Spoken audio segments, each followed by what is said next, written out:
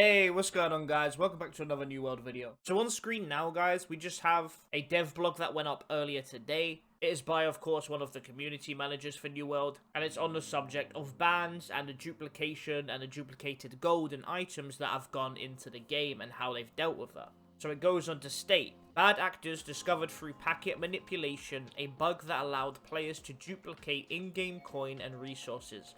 A similar attack against a different game system was also recently used in housing. Now that is, of course, guys, the duplication glitch that we talked about in yesterday's video, where people were duplicating trophies and furniture items. It then goes on to say, together for those exploits, we have permanently banned over 1,200 players, removing their items from the economy and cancelling their trade post listings. We took decisive action against obvious bad actors with a first pass on November 2nd, permanently banning accounts of the most egregious offenders, which eliminated over 80% of the duped coin and item value from the economy. The remaining duped items have continued to hurt many players' experience. It didn't affect all players on Worlds equally, and also more significantly impacted players who were pursuing endgame goals and gear. We apologize for the impact this had on some of our most dedicated players. It's disheartening to see others cheat to obtain what you have worked so hard to achieve, while also hurting the economy in the process.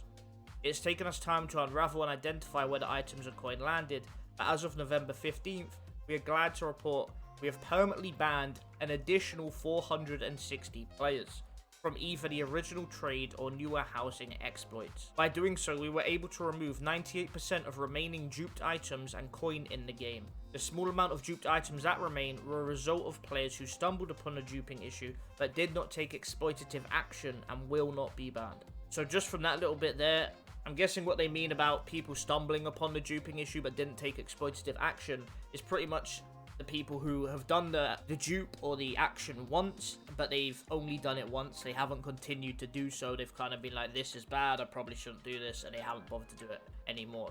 It's nice to see those players haven't been banned, you know, because they haven't actually exploited it. They may have just stumbled upon it and been like, oh shit, I found something I shouldn't have.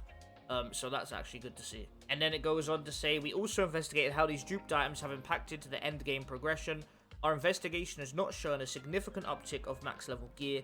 The below chart shows that the number of players even with a single piece of max level gear is still quite low.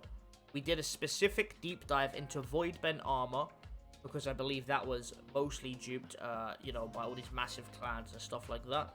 And it says, and while some of the armor was duped, much of it was removed from the game through bans, and it's still a very rare item. We are still examining the narrower list of items involved in a housing exploit, and there will be a further permanent bans as there are appropriate. Okay guys, so on the screen now you can see a graph. This is pretty much the breakdown that they're giving us of how badly the dupes have affected the economy. So on the left hand side column you can see that says level 60 players, and that's at 100%. The next one in orange is the percentage of level 60 players with at least one gear score 600 item equipped. That's 9.1%. Then the middle one in red is the percentage of level 60 players with at least one void bent item equipped, and that is apparently 5.8%. And then the last one is the percentage of level 60 players with full gear score 600 armor equipped. Now, I'm not sure if this last one means they either have 600 gear score from drops, i.e. high watermark level, or if that means simply 600 gear score armor that has been crafted, like void bent. Now, you can take this however you want, these stats. Personally, I believe that the figures or the percentages may actually be a little bit higher, simply because the level 60 column on the left that's every single level 60 player in the game, including the ones that probably aren't playing anymore. You have to think about when the game was released, there was a bunch of players who came into the game, and you know, it was the latest game, it was the newest thing, there was a bunch of hype around the game, so a bunch of players played the game and then probably didn't stick with it, they grew bored of it or whatever, and they've since stopped playing the game, or they've just quit and they're probably not going to come back. So I feel like that, if it's taken into account all of the level 60 players, that's going to have quite a big impact on the stats of this graph. Now that being said, I don't think they'll be too much higher than the percentages that we see on screen now, but I do think they'll be slightly higher than what we're actually seeing. But either way, I'm very glad they are taking action against all of the exploiters and the dupers and things like that. Because if they don't do that, that's basically just devaluing the people who play legit. It's devaluing their achievements and their grind. The time they put into the game isn't as valuable if you have other people who are just duplicating void bent armor or void bent ingots and crafting all this armor that you've spent hours and days, if not weeks even, to actually craft and obtain yourself.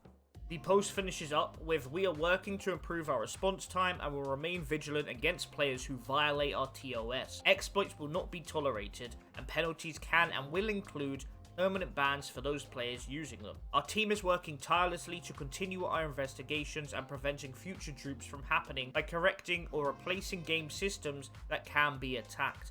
Please continue to report any issues you see and we will continue to take immediate action." A big thank you goes out to our community members for bringing this to our attention as well. We appreciate all of the information you provide to help keep Eternium safe and fun. While it took some time to investigate and track down where the duped items were funneled, our telemetry tracks all these transactions. So rest assured we can and will find all the bad actors. So that's it for the dev blog, guys. I would say if you do find any kind of bugs or exploits, definitely keep mentioning them in the forums like you have been doing. The turnaround time for this exploit in order to get it fixed or at least get the training post shut down compared to the first time around was 10 times quicker. I think it took a week, maybe even 2 for the first exploit to actually get fixed properly, and until they took the trading post down. This time around it was only about 6 to 8 hours and they were right on it, and you know, hopefully they can get it fixed and get trading turned on within a day or so. But that's gonna wrap it up for the video today, guys. If you can leave a like on the video, that would be fantastic. It helps the channel grow.